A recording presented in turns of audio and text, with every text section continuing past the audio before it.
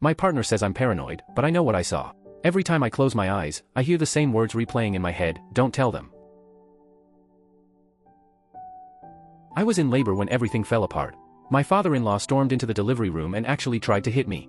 My husband had to restrain him, and the shock sent our baby into distress. Even now, 3 weeks later, I can hardly believe it happened. Picture this: I'm 24, exhausted, in the middle of bringing my first child into the world, with my husband Caleb, 27, right by my side. And then, out of nowhere, his father George, 54 years old, comes barging into the room, furious, uninvited, and dangerous.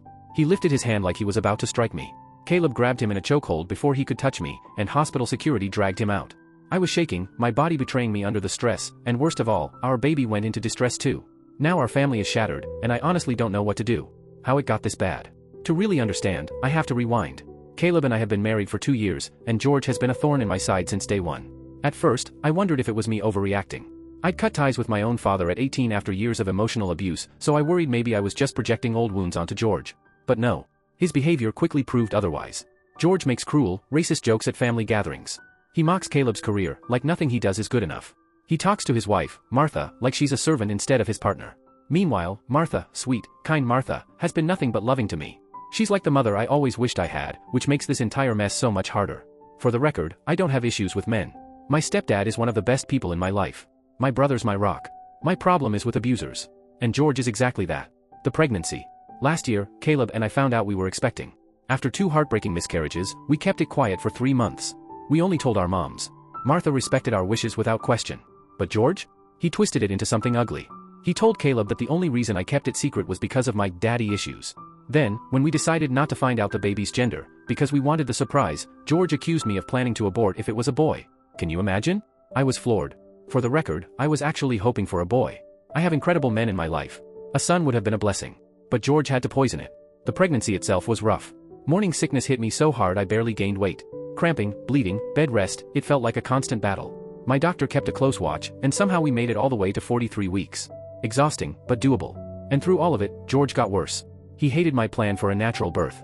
Kept comparing me to Martha, who'd needed a C-section years ago after severe complications. What he conveniently ignored. That surgery left Martha unable to have more children. He weaponized her trauma against me. The cruelty didn't stop there. He told Caleb our baby probably wouldn't survive. He joked that pregnancy would ruin my body and Caleb would lose interest in me. One hateful jab after another. Caleb's way of coping? He'd brush it off, say his dad was joking, or change the subject. He grew up filtering out George's abuse, it was survival for him. But for me, it meant George kept spewing poison unchecked. Eventually, I started avoiding him altogether. Caleb supported that, even though he still visited his parents. We both agreed, our baby would never, ever be left alone with George. The birth. 3 weeks ago, the big day came. I labored for 13 long, painful hours. My midwife was by my side, and I had specifically told the hospital, no one comes in unless I say so. I was terrified my estranged father might show up. The hospital promised me privacy. But then the door slammed open. George and Martha walked in. And I lost it. Imagine being in the most vulnerable moment of your life, body racked with contractions, and the one person you fear the most storms in. I screamed at him. Told him nothing, was leaving my body while he stood there. That if he wanted to meet his grandchild, he'd better get out. His face went beet red. He lunged toward me, hand raised. He actually looked like he was about to strike me while I was in the middle of giving birth. Caleb didn't hesitate, he grabbed his father from behind, holding him in a chokehold. Caleb's bigger, stronger, and I could see in his eyes he might have seriously hurt his dad if security hadn't rushed in. They dragged George out. Martha stayed, sobbing, apologizing over and over. But the damage was done. The stress sent our baby into distress, and my labor stalled. My panic made everything worse. The doctors had to step in, using every trick they knew to keep things moving. 2 hours later, though, Lily was born. Our perfect, healthy little girl. Caleb, my mom, and Martha were there to welcome her into the world. Despite everything, she made it. Aftermath. Since then, I've been torn apart by what comes next. I want George out of our lives, permanently. But Martha, she's different. She's part of my heart. Here's the catch, years ago, Martha was in a car accident. She's partially paralyzed and relies on George for money and mobility. If we cut him out, we cut her out too. Caleb would lose both parents, and Lily would lose a grandmother who adores her. Then there's the legal side. George has 2 prior convictions for domestic violence. Both involved Caleb when he was still a kid. Martha dropped other charges over the years. If I report him now, with the 3 strikes law in our state, he'll almost definitely go to prison for good. And part of me wants that, he deserves it. But another part of me hesitates. I don't want Lily's birth to forever be tied to sending her grandfather away. And I can't bear the thought of Martha losing everything. We told George flat out that he's not welcome near me or the baby. He ignored us. He showed up at our house days later with Martha. Caleb had to block him at the door, only letting Martha inside. Since then, Martha's come by on her own, but George hasn't returned. So here I am, asking myself, what now? Do I cut George off completely and risk losing Martha too? Do I press charges and accept that he'll almost certainly end up in prison? Or do I try to find some impossible middle ground? Am I reacting too harshly because of my past with my own father? Or is this exactly the moment where I need to stand firm, draw the line, and protect my daughter no matter the cost? Because one thing I know for sure, Lily will never, ever grow up thinking his behavior is normal. 2 weeks have passed since I first shared my story, and I can't thank you enough for the support you gave me. Your words, advice, and encouragement carried me through one of the most terrifying moments of my life. And now, so much has changed that I feel like I'm standing in a completely different world. The revelation. The very next morning after I posted, Caleb sat me down. I was running on fumes, taking care of a newborn with barely any sleep, but he insisted we talk. What he told me knocked the air out of me. George's outburst at the hospital wasn't the first time he'd tried to intimidate me physically. 2 years ago, at our wedding reception, George had gotten drunk. When I slipped away to grab drinks for Caleb and myself, George cornered me. Caleb's cousin Jake saw it happen, George moving toward me in that menacing way he does, like he was about to lash out. Jake pulled him back before I even knew what was happening. Caleb and Jake decided not to tell me that night, thinking it would ruin the wedding. And so, for 2 years, I've been smiling through family gatherings, completely unaware that George had already tried to hurt me once before. When Caleb told me, I felt sick. 2 years of unknowingly standing near someone who wanted to harm me. Caleb apologized again and again. He admitted he thought it was just alcohol that time, a one-off incident. But now, after seeing George raise his hand to strike me during childbirth, he finally understood this wasn't a one-time mistake. It was a pattern. A dangerous one. We cried together that day. Hours of talking, hours of unpeeling old wounds. Caleb confessed how deeply ingrained his coping mechanisms were, how he'd spent his whole life normalizing George's cruelty. But seeing me in that hospital bed, fighting through labor while his father tried to attack me, that was the breaking point. That was the moment he realized the cycle ends with us. So, we made the choice together, no more contact. George is done. Out of our lives. Out of Lily's life. Forever. Martha's secret. The next hurdle was Martha. Sweet, gentle Martha, who had always defended George no matter what. Caleb went to speak with her alone. When he came home, his face was pale, his eyes wide. She hadn't defended George this time.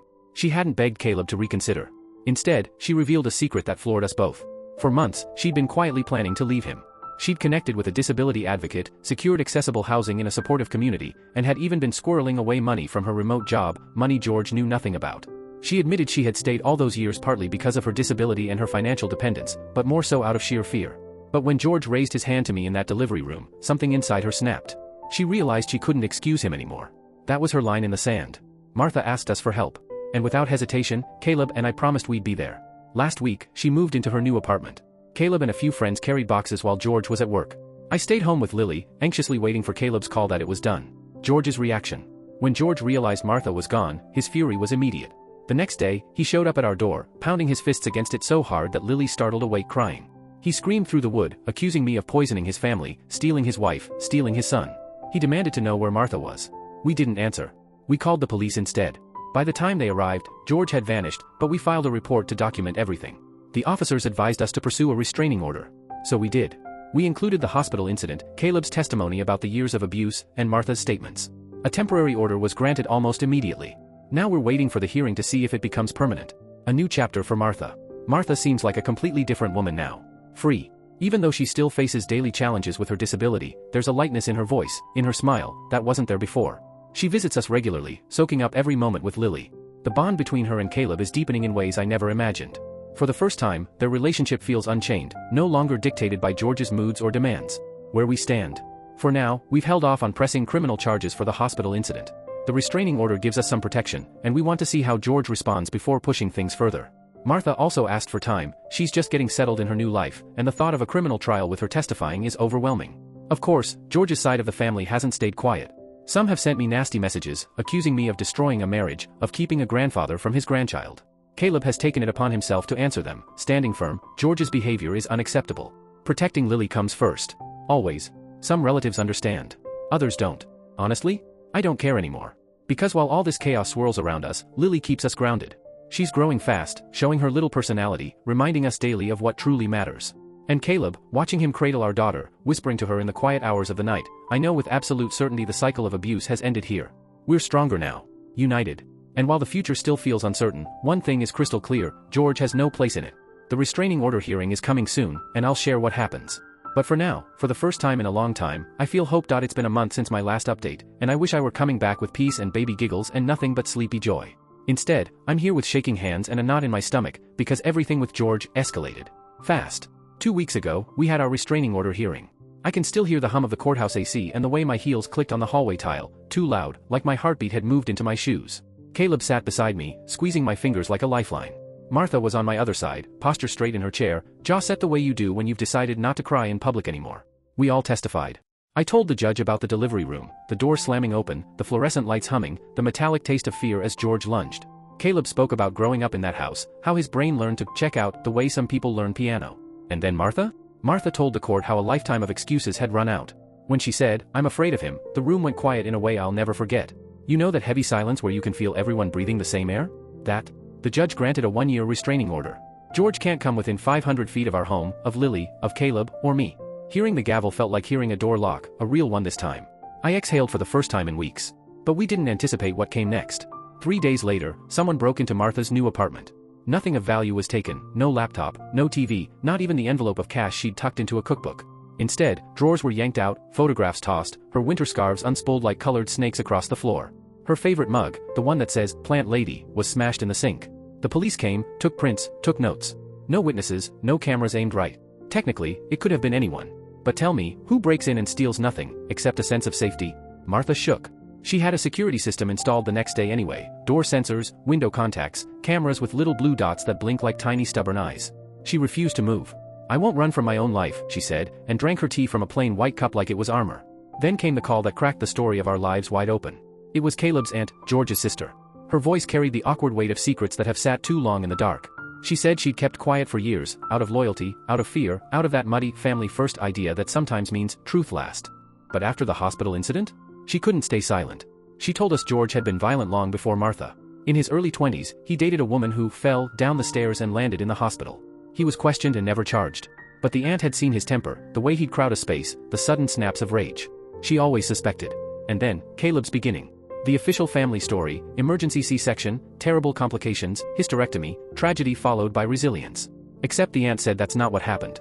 9 months pregnant, an argument, a push. Martha fell. Emergency surgery saved Caleb but cost her the chance for more children. The hospital had suspected abuse, but Martha denied it, told the staff she'd tripped. Caleb listened with his hand over his mouth like he was trying to keep his childhood from falling out of it. The aunt sent letters and old photos, yellowed edges, slanted cursive where relatives worried between the lines. Notes about bruises that didn't match the furniture. Phrases like, "I'm scared for her," and "Please talk to him." It felt like reading the footnotes of a book I'd lived through but didn't know had a different ending. We took everything to the police. The officer who met us didn't do that tight polite smile people give you when they think you're being dramatic. He looked concerned. He assigned a detective. The detective interviewed Martha, and the truth spilled like water behind a cracked dam. She told them about the car crash that left her partially paralyzed, the one she used to call the accident. It wasn't. George was driving during an argument and taught her a lesson by swerving, speeding, scaring her, until he lost control and hit the median. She told everyone he'd swerved to miss an animal. 30 years of a lie, swallowed daily like unpleasant medicine. Listening to her, I realized her escape plan hadn't been born at the hospital.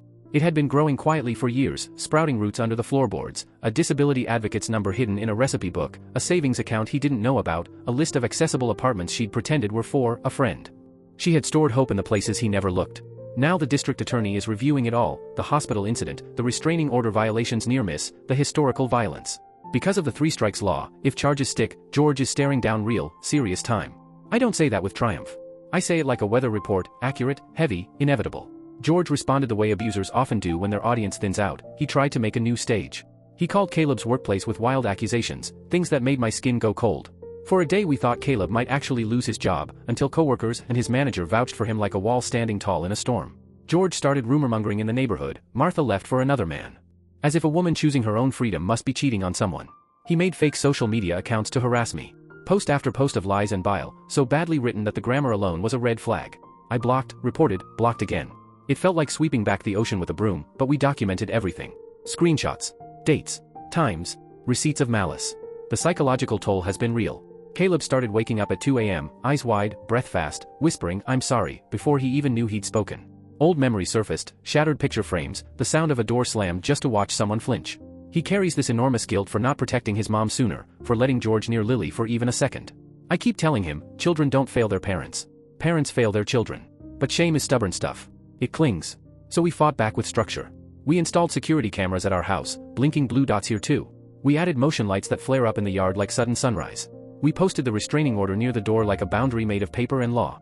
We put George's name on a do not release list with Lily's future pediatrician and the childcare center we plan to use.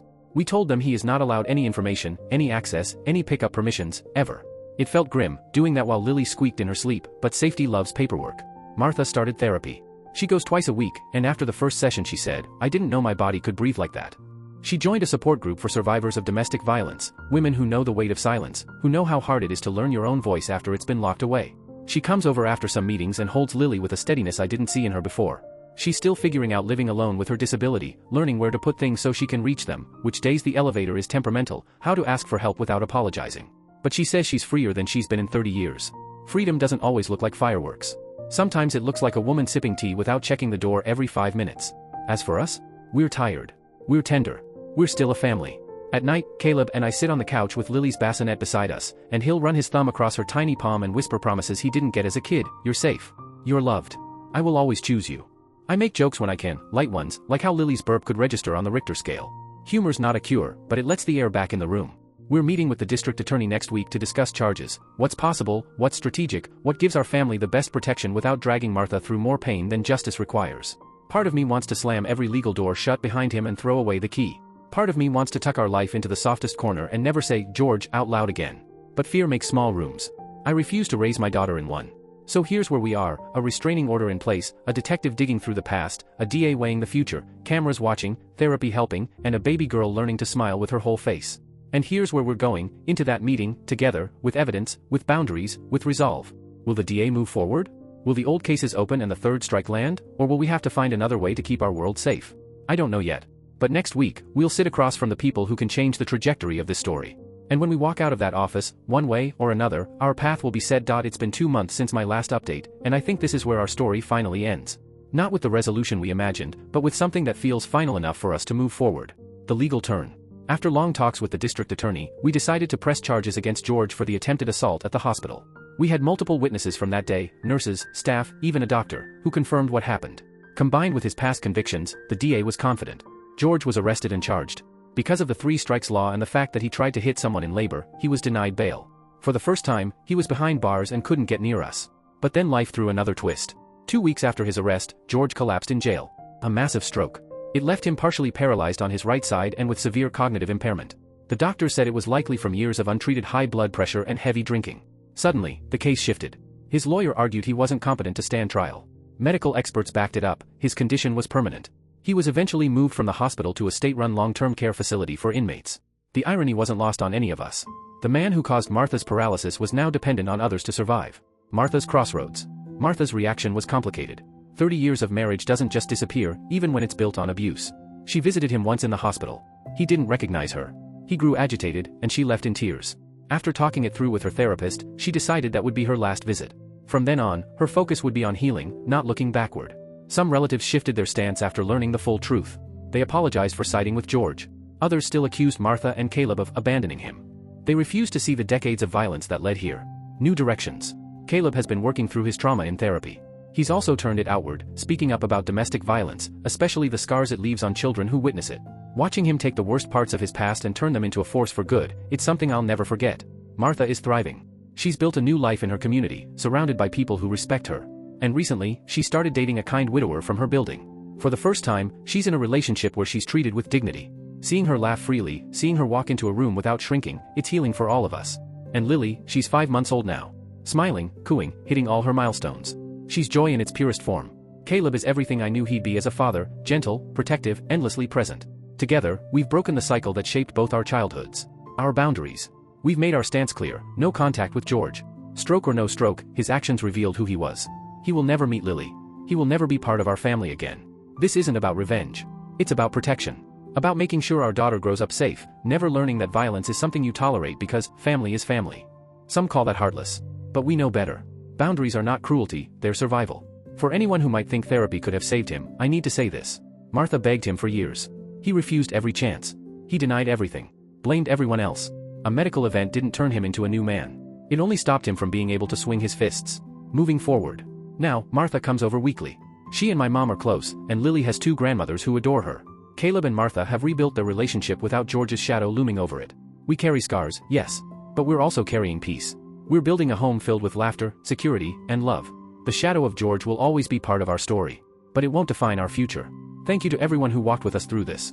Your words gave us strength when we needed it most. This chapter closes here. And with it, we turn the page to the next story. I never thought I'd find myself here, stuck between my marriage and my husband's best friend. But that's exactly what's happening, and it's eating me alive. I'm 26, married to Bruce, 28, and for years I thought we had the kind of love you build your whole life on. He was thoughtful, kind, the kind of man who listened when I talked. But then there's Alex, 30 years old, Bruce's lifelong best friend, and the way his presence has twisted everything.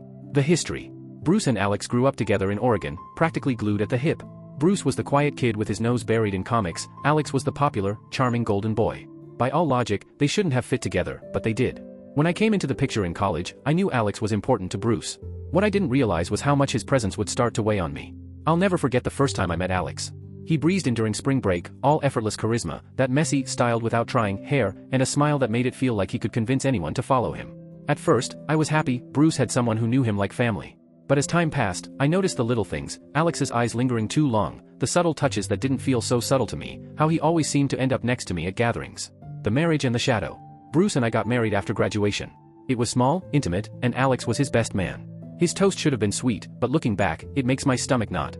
He said I was basically the female version of Bruce. At the time I laughed. Now, it feels unsettling. We moved to Seattle, started our life.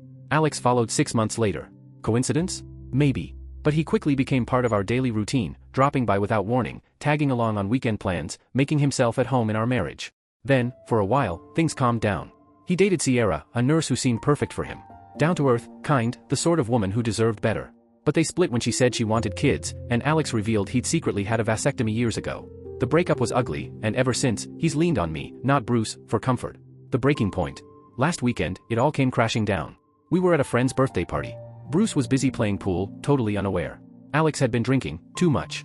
He cornered me in the kitchen, whiskey heavy on his breath. You know, he slurred, leaning close, Bruce is a lucky guy.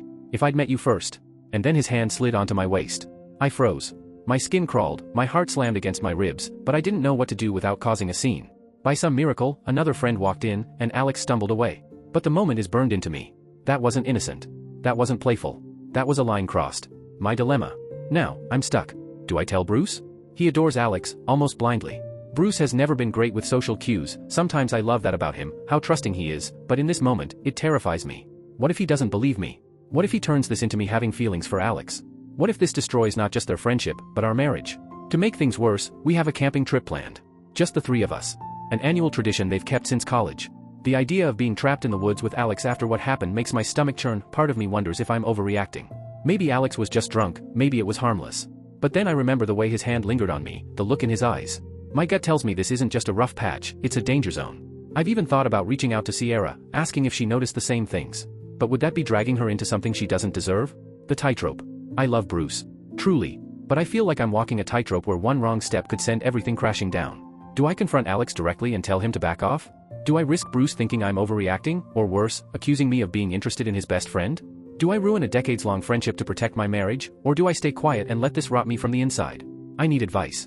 Because right now, I feel trapped in my own home, caught between the man I love and the friend who's threatening to unravel it all. It's been a month since my first post, and instead of easing up, everything has spiraled into something I barely recognize. I want to thank everyone who gave me the courage to finally speak to Bruce about Alex's behavior. Without your words, I'm not sure I would have said anything at all. But the conversation that followed, it didn't go the way I'd hoped. The talk that shattered everything. When I told Bruce about Alex's flirting, I expected disbelief, maybe shock, but I thought at least he'd hear me out. At first, he just laughed, brushing it off with, "That's just how Alex is. He's a friendly guy." But when I pressed, giving concrete examples, his whole demeanor shifted. His eyes narrowed. His tone sharpened. "Maybe you're the one developing feelings for him," he snapped.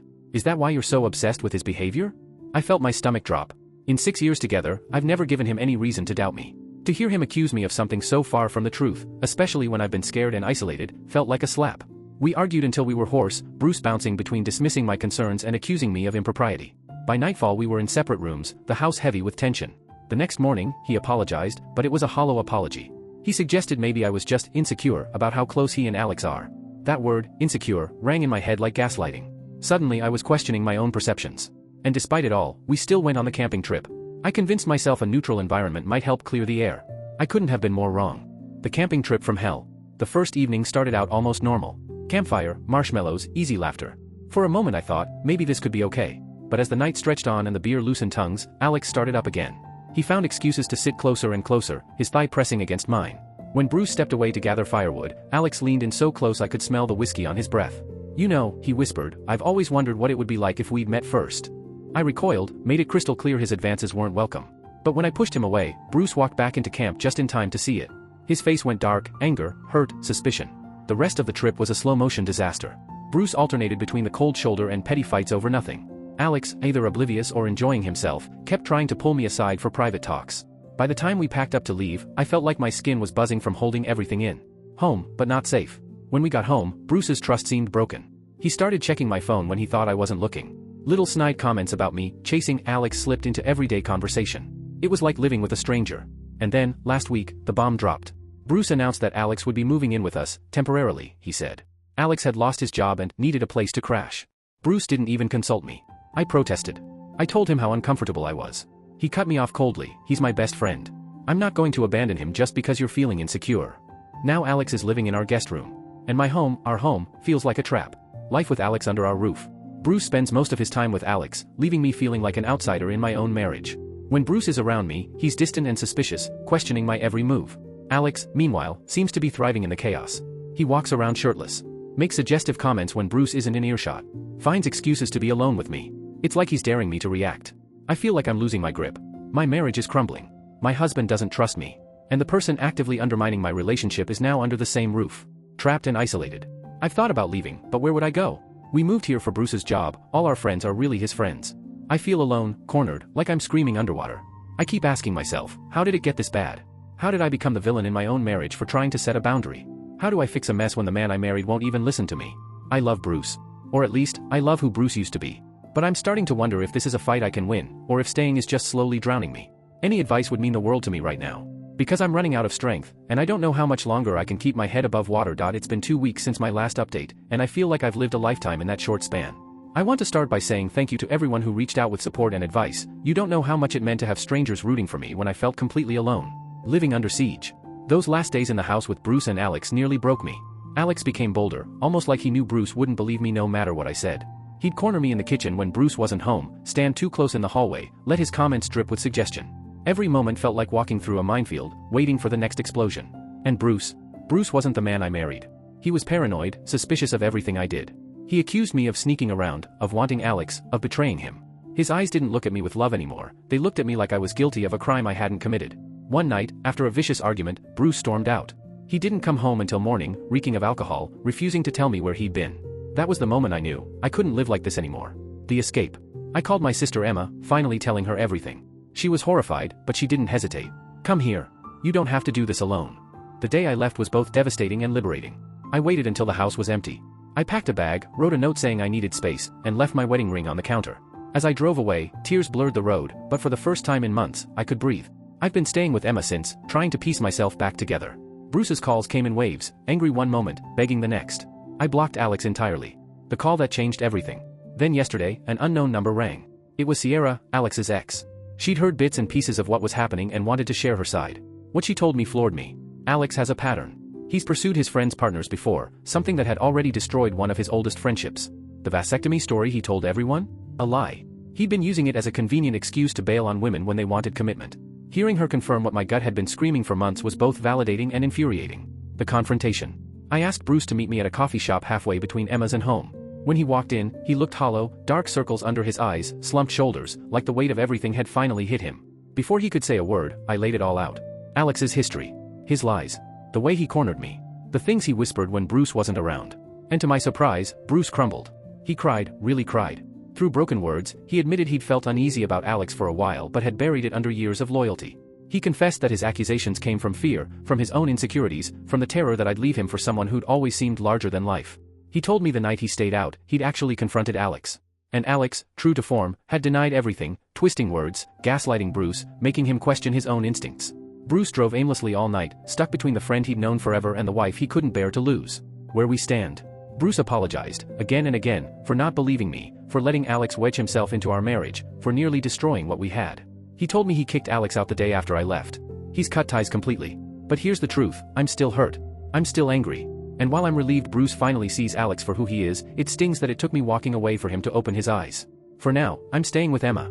Bruce and I have agreed to couples counseling, because if there's any chance of rebuilding, we can't do it alone. I don't know yet if our marriage will survive, but I do know this: I will never again sacrifice my safety or self-worth for the sake of someone else's comfort. Alex, from what I've heard, is spinning the story to anyone who will listen, painting himself as the victim. But the mask has slipped. People are starting to see through him.